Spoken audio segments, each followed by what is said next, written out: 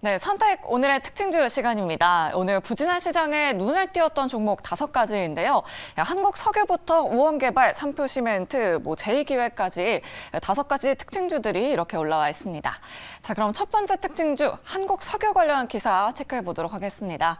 오늘 오펙 플러스 회의를 앞두고 유가의 향방에 투자자분들의 관심이 쏠리고 있습니다. 또 러시아가 가스관을 걸어 잠그면서 에너지 위기에 대한 우려가 커져가고 있는데요. 오늘 전반적으로 에너지 업종이 강세를 나타냈고요. 한국석유는 오늘 시장에서 7% 넘는 상승세를 보여줬습니다. 자, 계속해서 두 번째 특징주 바로 우원 개발입니다. 태풍 흰남노가 예상보다 2시간이나 빠르게 한반도를 향해서 북상을 하고 있는데요. 지난주부터 관련 수혜주로 매기가 쏠리고 있습니다. 일각에서는 주가 변동성에 대한 우려를 이야기하고 있는데요. 잠시 후에 짚어보도록 하겠습니다. 자, 다음으로 세 번째 특징주 삼표 시멘트입니다. 최근 시멘트 가격 다시 한번 인상됐었죠. 가격 인상의 주 원인이었던 유연탄 가격이 사상 최고치를 기록할 것이라는 전망이 나왔습니다. 올해 말에는 톤당 $500를 초과할 것이라는 분석이 나오고 있는데요. 유연탄 가격 상승에 미국과 일본 등 전 세계 곳곳에서도 시멘트 가격 인상에 나섰다는 소식 전해지고 있습니다. 자, 다음으로 한국정보통신도 오늘 시장에서 특징주로 이렇게 올라와 있습니다. 애플페이가 국내 사용자들을 위해서 테슬라 모바일 앱에 등장했다는 소식에 관련주로 오늘 시장에서 부각받고 있습니다. 애플페이 관련주로 꼽히면서 신고가를 기록했습니다. 마지막 특징주 바로 제1기획인데요. 오늘 삼성증권에서 긍정적인 레포트가 나왔습니다. 제1기획이 구조적인 개선으로 하반기에도 호실적을 달성할 것이라고 평가했는데요. 디지털 콘텐츠와 리테일 역량을 강화하면서 수익성을 확대하고 있다고 밝혔고요. 목표 주가를 34,000원으로 제시했습니다. 자, 이렇게 오늘 5가지 특징주들 알아봤습니다. 네, 이 5가지 특징 종목들 중에서 두 분의 의견은 어떨지도 들어봐야 될 텐데요. 자, 일단 탑픽 종목을 공개하기 전에 지난주에 두 분이 뽑아주신 종목들을 좀 점검을 해드리려고 합니다. 먼저 우리 하창환 본부장에게 여쭙겠습니다. 아모그린텍을 말씀을 주셨었어요, 29일에. 네. 그런데 그 다음 날 바로 상승을 하더니 윗꼬리 달고 내려와서 계속 지금 차익 실현 매물이 나오면서 좀 내려오고 있거든요. 네. 어떻게 정리를 하면 되겠습니까? 네, 사실 이제 네. 주가가 단기적으로 좀 오른 부분이 있지만 사실 이제 구조적으로는 성장을 할 수밖에 없다라고 말씀을 좀 드렸습니다. 이 관련주인 포스코 ICT 같은 거라도 견조한 흐름들이 좀 나타나고 있거든요. 그래서 좀 위치 에너지가 높고 지금 이제 CPI라든지 워낙 자이언트 스텝이라는 좀 부담감이 있는 상황이고 증시 자체도 좀 꺾이고 있다 보니까 거기에 따른 좀 일부 차익들이 나오고 있다라고 보시면 좋을 것 같습니다. 근데 이 주가가 하락을 할 때 거래량이 엄청나게 동반돼서 하락하는 것이 아니라 좀 시장이 눌리는 거에 좀 같이 좀 눌리고 있는 그런 상황이거든요. 그래서 그런 부분에서 봤을 때 20선 부분에서 좀 지지가 나온다면은 오히려 조금 기회를 좀 포착을 해보시는 것도 좋을 것 같고요. 만약에 해당 부분이 조금 깨져서 내려가더라도 사실 이 종목 같은 경우는 이런 충전소라든지 이런 인프라 쪽에 대한 부분은 막을 수가 없습니다. 최근에 다시 자동차 쪽 고환율에 따른 좀 수혜로 다시 좀 긍정적인 흐름들 나오고 있는데 그러한 기조로 본다면 충분히 중장기적인 우상이 가능하다라고 보고 있는 상황입니다. 네, 계속해서 홀딩하자라는 의견 남겨주셨고요. 자, 이창호 매니저 종목도 한번 AS를 해봐야 될 것 같습니다. 사실 원자재 가격 인상으로 그동안 농산물 관련주로 수익도 많이 내셨었잖아요. 네네네. 남해화학 소개해 주셨는데 5% 수익률이 났습니다. 네, 저는 근데 또 사도 된다고 봐요. 네, 계속해서 지켜봐도 된다. 네, 저 남해화학은 네. 이제 기본적으로 지금 비료 관련 모멘텀이 있는데 이제 비료 관련주들이 움직이는 이유가 이제 첫 번째로 유가가 또 상승하면은 이쪽이 또 움직이게 돼요. 네. 그리고 또 지금 이제 태풍 관련주로 이제 직접적으로 보면은 토목 관련주들이 움직이고 있지만 태풍이 이제 한번 쓸어가면 이제 흉작에 대한 우려로 네. 또 내년 농사 기대감으로 다시 한번 이제 비료 관련주들이 매기가 한번 돌 수 있다. 이렇게 말씀을 좀 드려볼 수가 있겠고요. 네. 그다음에 최근에 이제 원자재 가격, 대두, 그리고 옥수수, 이쪽 곡물 선물 쪽이 상승하는 흐름이 나오고 있기 때문에 남해화학 한번 상승 이후에 지금 이제 눌림목을 주고 있는데 다시 재매수도 충분히 가능한 구간이다. 네. 저는 이렇게 말씀드리겠습니다. 지금 알겠습니다. 눌림목 구간이다. 재매수 충분히 가능하다. 네네네. 이렇게 말씀해 주셨습니다. 자, 알겠습니다. 자, 바로 이어서 오늘 특징주 5종목 중에서 이제 이야기를 나눠볼 텐데 두 분의 탑픽 종목부터 공개하겠습니다. 네. 하창원 본부장님은 제2기획 탑픽으로 꼽아주셨고요. 이창원 전문가는 삼표 시멘트를 탑픽으로 꼽아줬습니다. 자, 그럼 이창원 전문가부터 네. 먼저 여쭤봐야 될 것 같아요. 삼표 시멘트를 탑픽으로 꼽아주셨어요. 네, 지금 이제 3표 시멘트를 탑픽으로 뽑은 이유는 네. 먼저 그 유연탄 가격 상승과 또한 그 시멘트 기업들이 또 이번 달에 시멘트 가격을 인상을 할 예정입니다. 그래서 원자재 가격 상승에 따른 수혜가 예상이 되는 부분이고요. 그 다음에 이제 이거는 또 이제 부동산 관련된 내용이지만 최근에 그 부동산 관련 세수가 엄청나게 줄어들었어요. 네. 그 이유가 뭐냐면 지금 이제 아파트 가격이 하락하는데도 불구하고 그 밑에서 잡는 신규 매수세가 없다 보니까 지금 이제 거래가 안 돼서 지금 이제 취등록세가 좀 줄어들고 네. 그다음 보유세 줄어들면서 지금 이제 부동산 가격이 하락하면서 세수가 좀 줄어들었다는 얘기가 나오는데 이러다 보니까 정부에서는 더더욱 이번에 이제 15억 이상 대출 좀 푼다고 얘기 나오고 있지 않습니까?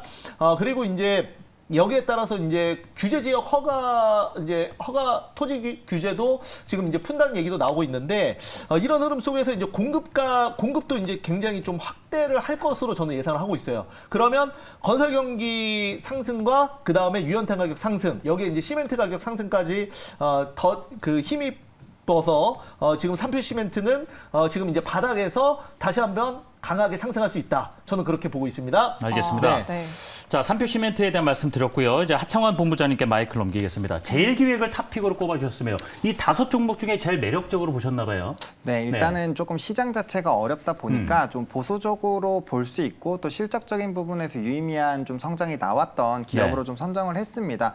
최근에 이제 영업 그 공시 보시면은 공시 자체에서도 뭐 매출액이나 영업이익 같은 경우도 뭐 30% 이상씩 좀 증가가 나온 상황이고요.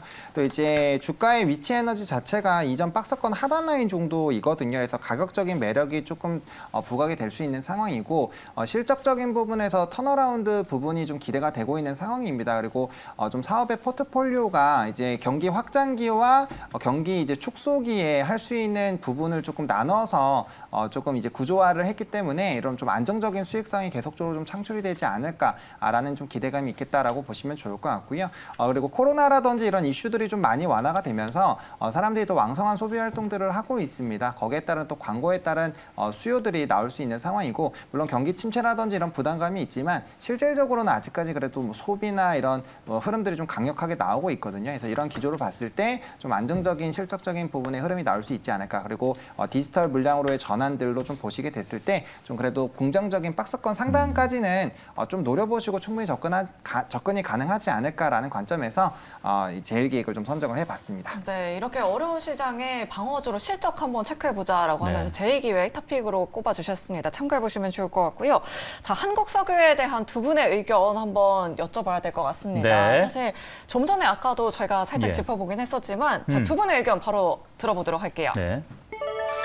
두 분 모두 예스를 꼽아주셨습니다. 네, 예스. 네. 지금 WTI 가격이 네. 2%대 상승세 보여주면서 네. 거의 90달러 선에 근접을 했어요. 오늘 오펙 플러스 회의를 또 앞두고 있잖아요. 네, 맞습니다. 이창원 전문가님, 이 유가의 향방 어떻게 될까요? 네, 우선은 지금 이제 결국은 사우디와 러시아의 대결일 것 같습니다. 네. 지금 이제 보면은 그 오펙을 이끌고 있는 이제 사우디 같은 경우에는 유가 하락이 수익성에 또 직결되기 때문에 네. 지금 이제 감산을 주장을 하고 있고요.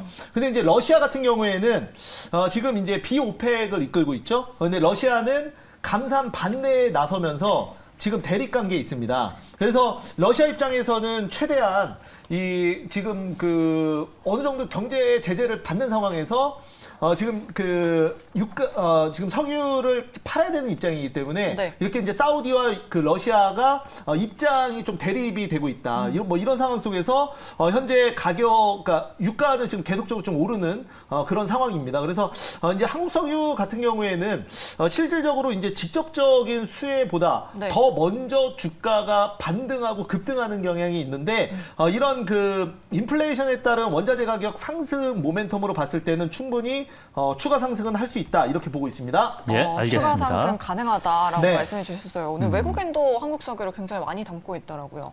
주가 흐름 한번 지켜보도록 하겠습니다. 한국 석유 점검해 드리고요. 다음 종목이 우원 개발이에요. 지금 태풍 피해 어쨌든 간에 뭐 피해는 불가피하겠지만 좀 최소화시켜야 되는 상황이거든요. 그래서 우원 개발에 관심을 가지고 계실 텐데 자, 두 분은 이 종목에 대한 의견이 어떠실까요? 확인부터 해볼까요? 아, 두 분 다 놓으세요. 놓으셨어요. 자, 그럼 이 부분은 본부장님께 여쭤봐야 되겠습니다. 네. 하정원 본부장님. 네. 아, 이거 좀 투자하기에는 좀 매력도가 많이 떨어진다 보시나 봐요. 네. 사실 조금 이 시장에서 이미 선반영이 되어 있는 부분이 있고요. 네. 일단 태풍이 지나가는 시기입니다. 그러다 보니까 거기에 따른 이제 선침해는 좀 끝났다라고 보시면은 좀 좋을 것 같고 지금 그러니까 이제 후순위로 들어가기는 좀 너무 늦었다라는 거죠. 보통 이런 이슈가 발생이 됐을 때는 첫날 혹은 두 번째 날 이 장 초반까지는 좀 접근이 가능하지만 3거래일이 좀 넘어가기 시작을 했을 때 좀 트레이딩 관점으로도 상당히 좀 부담스러울 수 있는 부분이고 가격적인 부분에서 좀 많이 올라갔거든요. 그리고 과거의 전례를 보더라도 이런 이슈가 끝날 때마다 바로바로 좀 차익 실현이 강력하게 나오면서 주가에 좀 강력한 하방이 나왔습니다. 그래서 그런 부분에서 좀 가격적인 부담감, 물론 뭐 장 초반에 좀 급등이 나올 수는 있겠지만 그 안에서도 빠르게 조금 차익을 하시고 이제 정리를 하셔야 되는 시기다라고 생각이 들어서 저는 노 의견을 좀 드리도록 하겠습니다. 네, 예. 신규 접근은 좀 지향하자라고 이렇게 말씀해 주셨습니다. 참고해 보시면 좋겠습니다. 자, 다음으로 한국정보통신에 관련된 의견도 한번 짚어봐야 될 것 같습니다. 자, 두 분의 의견 한번 먼저 확인해 보도록 하겠습니다. 과연? 엇갈리셨어요? 네, 하정원 본부장님은 노를 주셨고요. 한국정보통신 이창원 전문가는 예스를 주셨습니다. 사실 이 어려운 시장에서도 이 한국정보통신 같은 종목들이 정말 스물스물 올라오고 있더라고요. 예. 저도 모르게 애플페이 관련주 계속 지켜봐도 괜찮을까요? 매니저님? 네, 저는 근데 이제 그 시장이 요즘에 네. 굉장히 안 좋잖아요.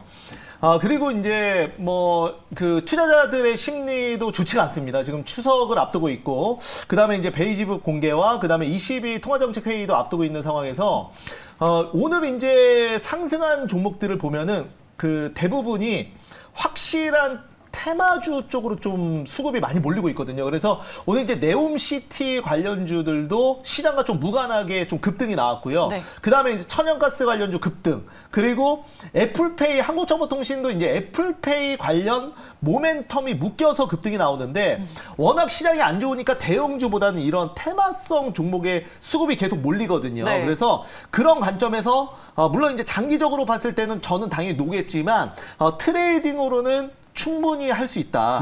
그런 관점에서 저는 한 번 더 시장이 안 좋을수록 이런 테마주 쪽으로 돈이 몰리는 습성에 따라서 저는 추가 상승 나올 수 있다라고 보고 있습니다. 네, 추가 상승이 나올 수 있다. 오늘도 보니까 장 초반에 급등세를 보여주다가 네. 밑꼬리를 길게 달고 아래로 내려왔더라고요. 뭐 7,000원 부근이던 주가가 11,000원까지 올라갔습니다.